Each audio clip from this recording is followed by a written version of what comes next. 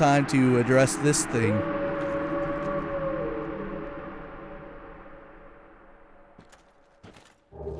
Cleansing Great Shield.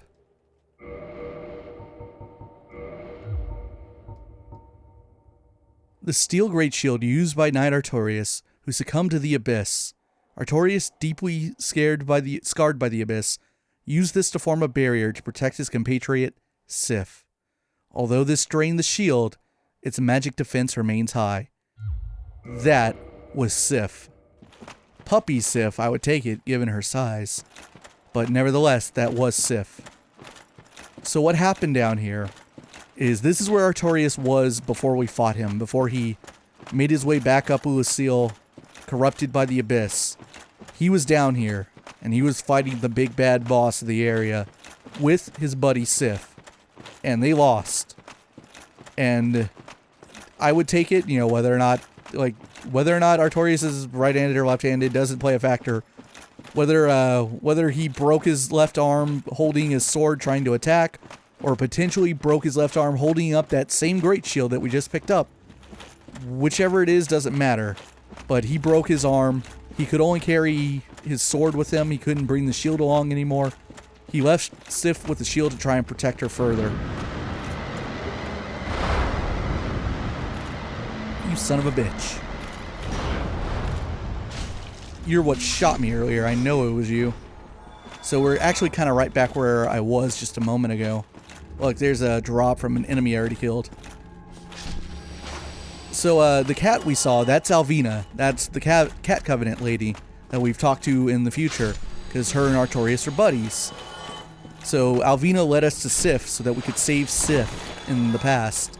And that's what happened. Now, here's an interesting thing. We missed out on a piece of extremely optional content. And I made the right decision in doing so, but unfortunately you can't do both the content I'm referring to as well as another thing. So, should you come here to the DLC early, or as early as you can, basically, in the game, and you can come here before fighting Sif, obviously. So if you do this before fighting Sif, and you save Sif in the past, then when you get to Sif's boss fight in the future, Sif will remember you. And there is a different cutscene that plays at the start of the fight. We got the one where Sif just picks up the great sword and prepares for the fight.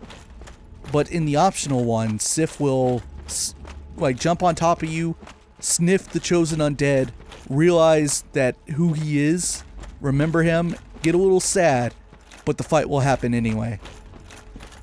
And it's super cool. It's something that FromSoftware really did not have to do. It's super going above and beyond in terms of adding content to the game.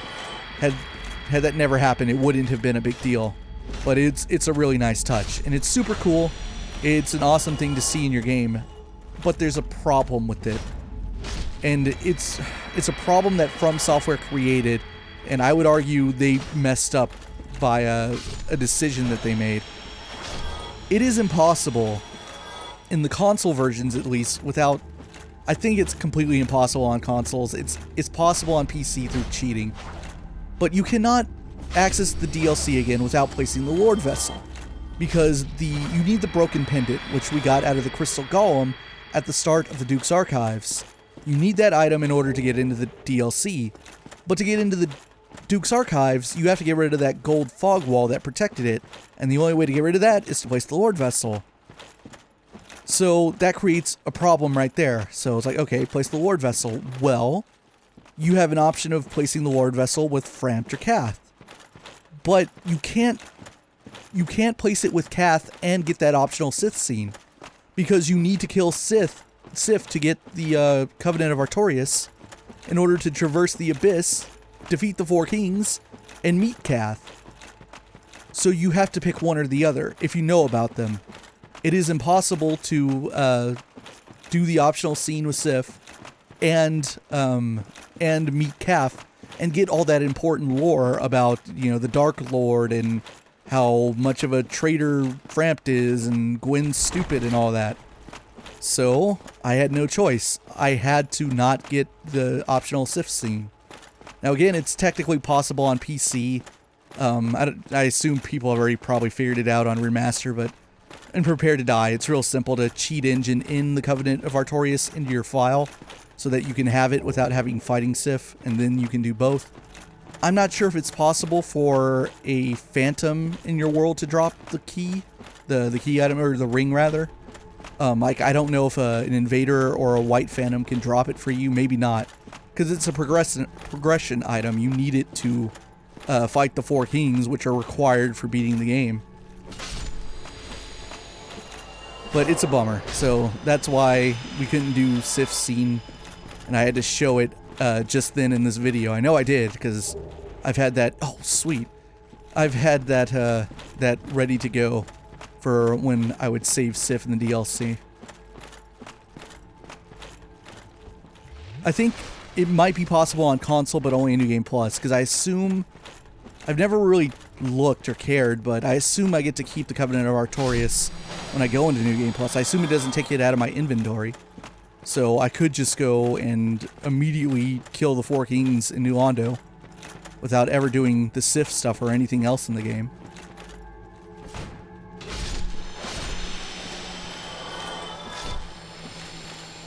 What do we got here?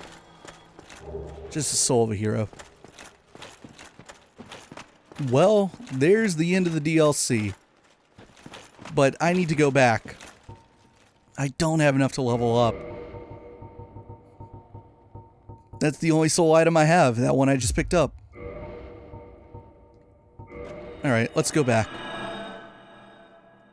There's a reason I am going back, and it's not just to get like my health stuff and whatnot. It is to, it's actually to turn human. Let me use the main township bonfire. Look at this guy. He's wearing the child of the the child? Excuse me, the mask of the child. There we go. I might have managed to get the mask of the mother? Did that happen? Yeah. Oh, I bought it. That's what happened. I got it off of Patches. He has all 3 masks. One of the 3 masks of the Pinwheel, the necromancer who stole the power of the Gravelord and reigns over the catacombs. This mask, belonging to the kindly mother, slightly raises HP. That's not worth it. So let's see. I need to take the bone off. Sit here, repair the stuff. It's like no souls. And I want to reverse my hollowing. Hopefully I don't get immediately invaded. Especially because I'm going to be running that direction. Fucking goddamn it. Fuck you. I am not in the mood for this shit. We're on a timer here, man. Just don't give him the satisfaction. I guess the easiest way to do it would be to like fucking turn my PS4 internet off, but nah. That was a scummy thing, I know, but like really I don't want to like frickin' dance around with this invader for 5 minutes or whatever. Not even, but like 2-3 minutes. This is taking a surprising amount of time to reload the world. I think I messed up with the game, messed the game's logic up a little bit by doing that. Reverse hollowing. Now, presumably the timer is still going, so it knows I was just invaded. Unless it doesn't count until... It doesn't count until it fucking immediately goes in all the way. That's bullshit. Well... Fuck this person. I've been meaning to do this. Chaos Hotel. Hope they use a shield. That way I can use this thing.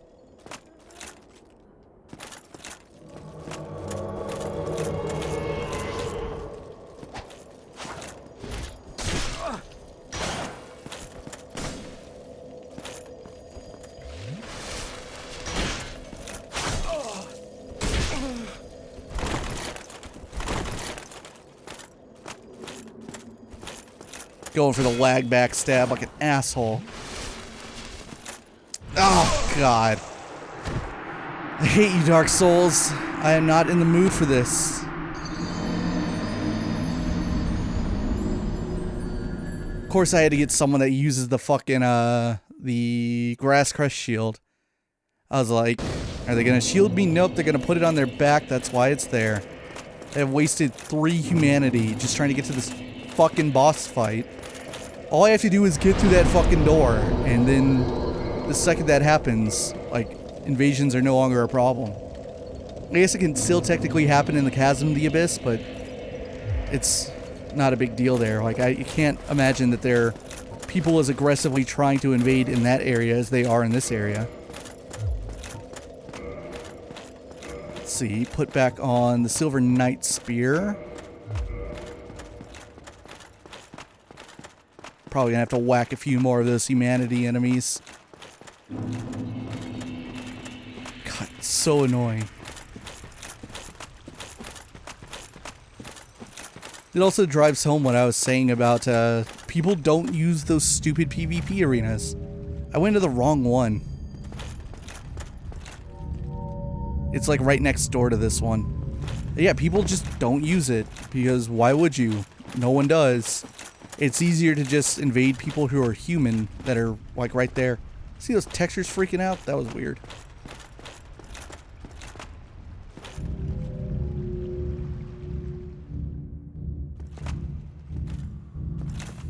The pains I'm going to.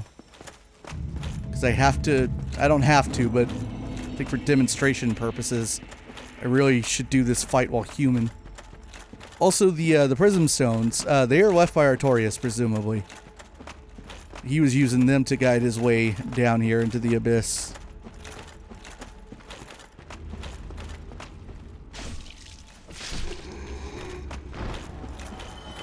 It's kind of like a weird bit of irony in the sense that, like, Artorias should be a much bigger badass than the Chosen Undead, because the Chosen Undead's great. I'm a pretty good warrior and whatnot.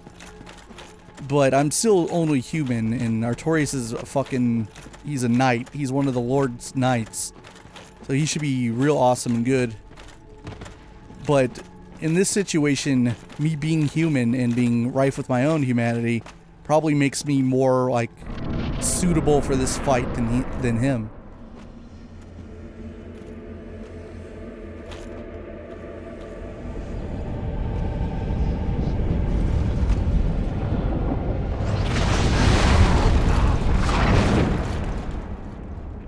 The same arm that grabbed me into the DLC. Oh, I should have taken this stupid spear off. I screwed up. Well, there he is. You'll notice that he has a bit of a same design as all the enemies in Ullasil. It's like the red eyes and whatnot.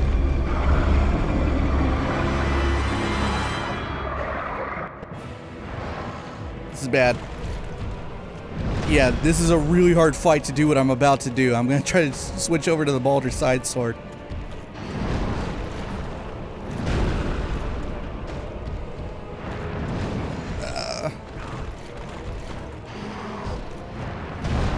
Yep. I somehow did it without dying. And I got time to drink. Okay, so this is Manus, Father of the Abyss. He's the final boss for the DLC. Manus is, he's the primeval man, whatever that means. Manus is one of the most interesting characters in the history of this series. So in the context of just this game, of just Dark Souls 1, there are wild assumptions you could make about Manus. He's a primeval human who was here underneath Ullasil. He's the Father of the Abyss. And, like, in the context of what we've been doing in Dark Souls, we have been tracking down and defeating all of the characters who, at the start of the Age of Fire, found the Lord Souls out of the First Flame. Nito, the Witch of Izalith, Gwyn is still to come, obviously. But there were 4 Lord Souls. There was the progenitor to man, the one who inherited the Dark Soul, the furtive pygmy. So that immediately, within the context of just this game, begs the question, check it out, this is why I went human. You can summon Sif inside the boss fight, it's freaking great. It begs the question, is Manus the furtive pygmy? And I think if you limit your research to only this game, it's a fair assumption. It's not confirmed, but it's a fair conclusion to come to.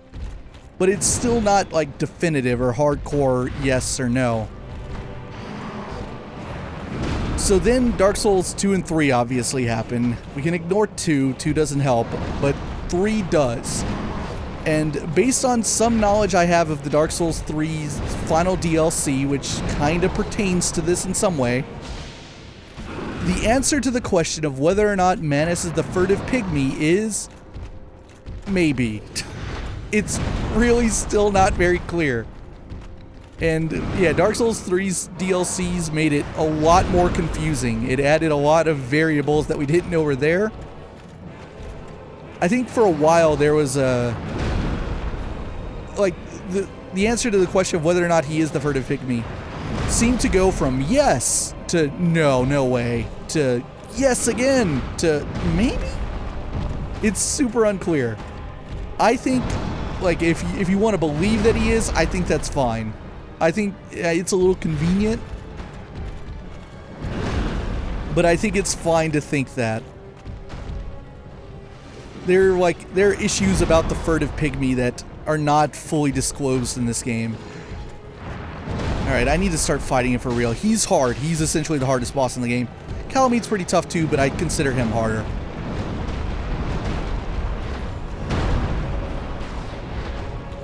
Come on, Sif.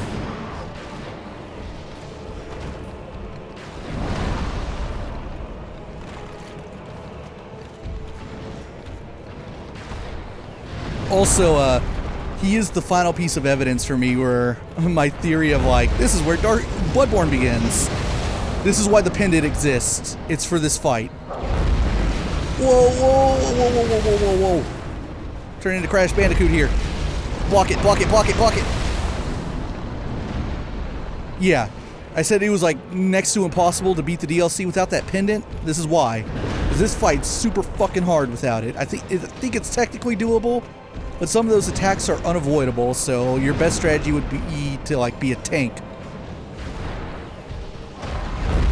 Block.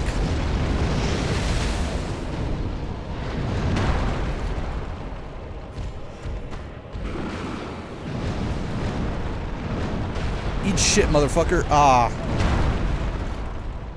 But yeah, like I was saying, he's like the final piece of evidence for me that, like, he's the start of Bloodborne's development.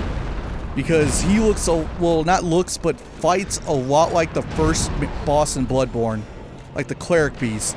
They are similar. Oh man, Sith's almost done.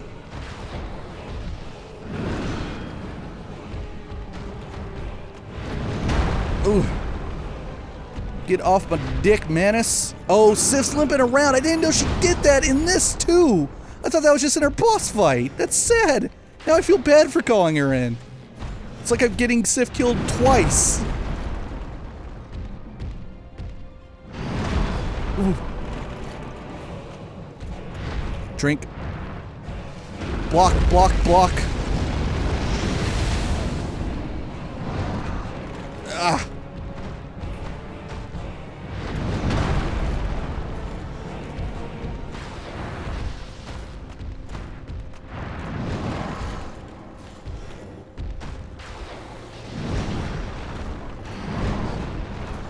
You bitch, Manus. You're done, fool.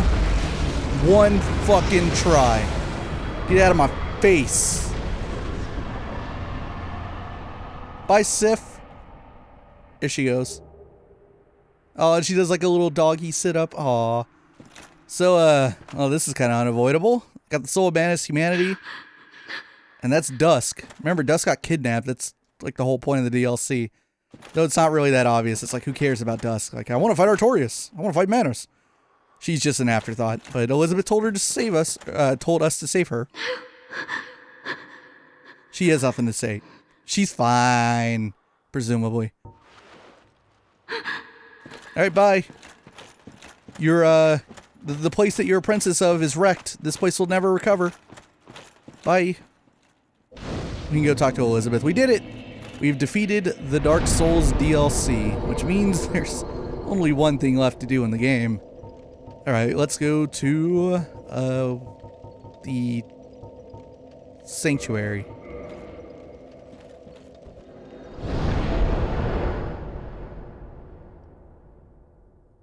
granted, my miracles really helped. Getting Sif in helped, but I did kick Manus's ass. I have awaited thee. Thou hast rescued Princess Dusk and rid us of that terrible primeval human, even halting the spread of the abyss. I salute the grandeur of thine enterprise. Please allow me to express my gratitude. I thank thee, as do we all. Well, we got the mushrooms. I will remember thee, but I will keep thy story to myself. This is the best way, for thou art come from a time far ahead. No one will sing thy praises, but yet thy greatness shall live on, for it shall be my purpose to remember all thou hast done for us. So that solves the problem of a potential time paradox. Was thine eye glancing hither? Thou needst not hide thy wonder. I am a mushroom, after all. Yeah, in the future, why are there versions of you that have limbs and go around punching people to death? That's it. That's all she has to say. She gave me more of the mushrooms. We already looked at that. May the flames guide thee. Alright, Manus' soul. Right, it's not a key item, it's a regular one. Soul of Manus, Father of the Abyss. This extraordinary soul is a viscous, lukewarm lump of gentle humanity. Ancient Manus was clearly once human, but he became the Father of the Abyss after his humanity went wild, eternally seeking his precious broken pendant. So then, on the side of, he's not the pygmy, you could say, well, if he was the pygmy, wouldn't he drop like the original Dark Soul? It's like, who knows? Who knows? Warp. Let's go to... Well, I have enough to level up, so... Faith. 50. Finally. Warp to the Undead Parish. Now that we've beaten the DLC, why don't we go take a look at the Darkroot Garden and try to compare and contrast? I've been doing it a little bit off camera to satiate my curiosity.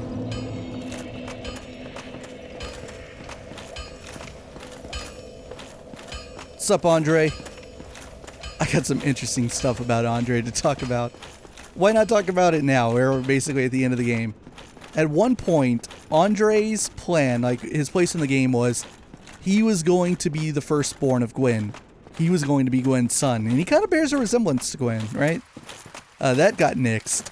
But I think the plan with Andre was that he was going to, like, help you get to Gwen or something. Like, he was going to open the path to the Firelink altar. I think there's even, like, I can't remember if it's right there, like, a room above where he is.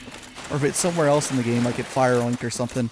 But he was going to, like, move something and help you get to Gwen. But yeah, they got rid of that idea, which is great too. That was not a bad idea.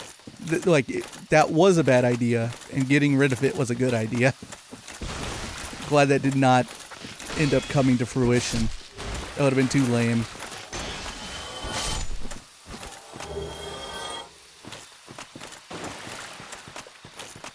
All right, bonfire. Get over to this thing.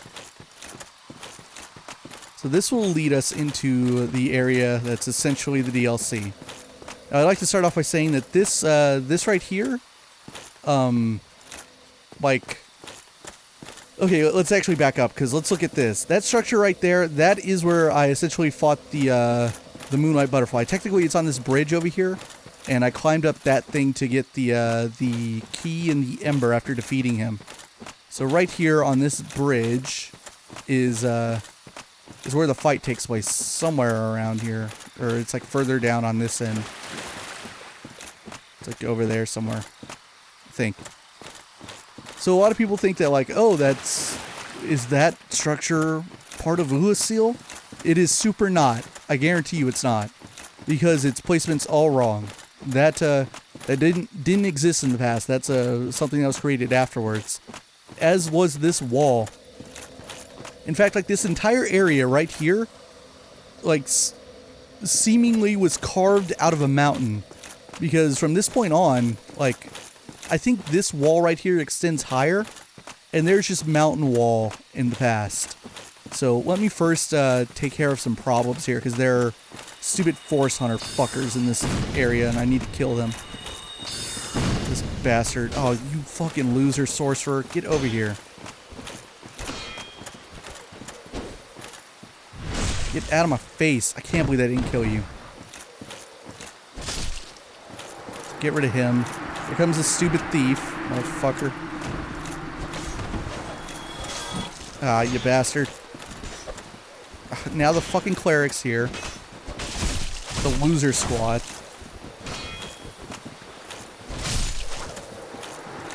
Stop that. Okay, now we can proceed. So, fucking this guy. Get out of here. Oh my god. Why does that not kill? I should be at the point where that shit kills. No, I guess it makes sense. I haven't leveled up Dex in forever because I'm at the soft cap. Anyway, let's talk to Alvina. I can't remember if she says anything unique for us helping her in the past. What does thou say? Nope. That this, if that... Bye. She just wants me to join her covenant. So yeah, this wall is definitely here in the future. So this is this part right here would be like the end of the second area. So here in the middle of like this area where like some of the hunters are and a bunch of trees and there are more forest guys, there used to be a big ass hole like in the middle where these trees are. There's a big abyss chasm. Then we come out over here.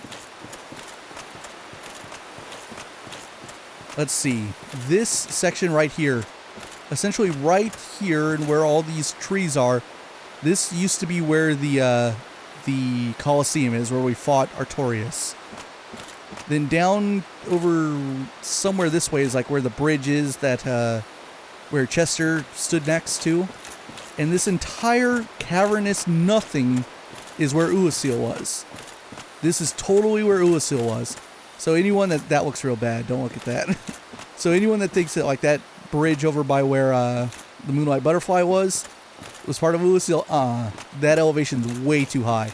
Because Ulasil starts like over here somewhere, and it just keeps getting lower and lower and lower in that direction. So that stuff up that's like way up over there, way too high. But yeah, it's completely gone. There's nothing. There's not even a sign. Which makes me think that like it was 200 years ago is bullshit. That is super bullshit. There would be something, anything there. Any sign, but there's none. But was it in, which Age of Fire was it? Was it the actual Age of Fire, or was it the Redux after Gwyn linked the flame? I'm still not convinced one way or the other. Given that the Abyss was becoming a problem, it makes me think that like, okay, this is the start of the shit.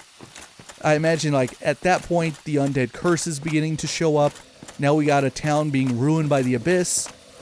I'm thinking that's the end of the Age of Fire. And my assumption has always been, unless there's something anyone can give me that strictly contradicts this, my assumption's always been that at the end of the Age of Fire, or rather like when Gwyn linked the flame, I've always assumed that was when people left Anor Londo. That like once that happened and the Age of Gods had been extended, that people were like, all right, let's get out of here. That's when Guinevere left. That's when I mean, who knows when the Firstborn left with his whole treachery thing that he was up to. But I assume that's when most people left. So the fact that like Goff is still hanging out over there, that Artorias is still around, like Kieran's still around, it's like I am reluctant to believe any of that.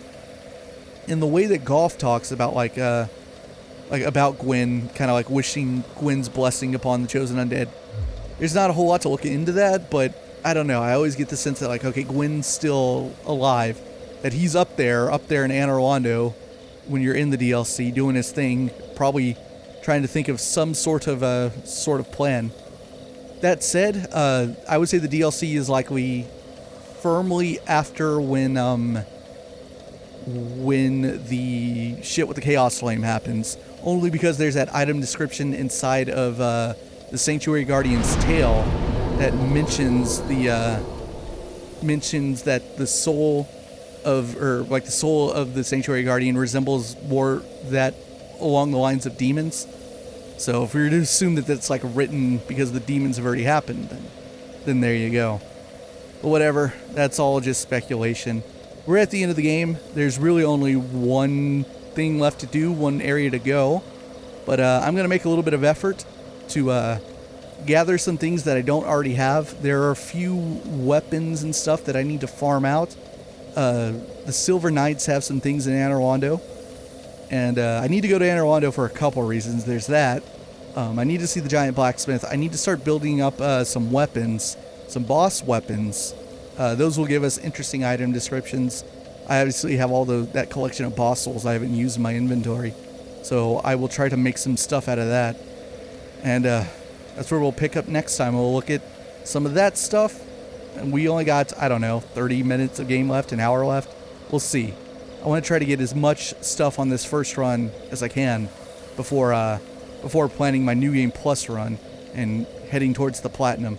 Most of that's like not going to be on camera. I might make like a post video somewhere down the line of me finally platinuming the game, because without outside help, without other players coming in and like dropping rare weapons and stuff like that, it takes like 2.5 playthroughs to platinum the game, because of the nature of the fact that to like get the weapon trophy, you have to make all the boss weapons, and some boss souls make 2 or 3 weapons, meaning you have to get those boss souls 2 or 3 times. So that's why it takes a while.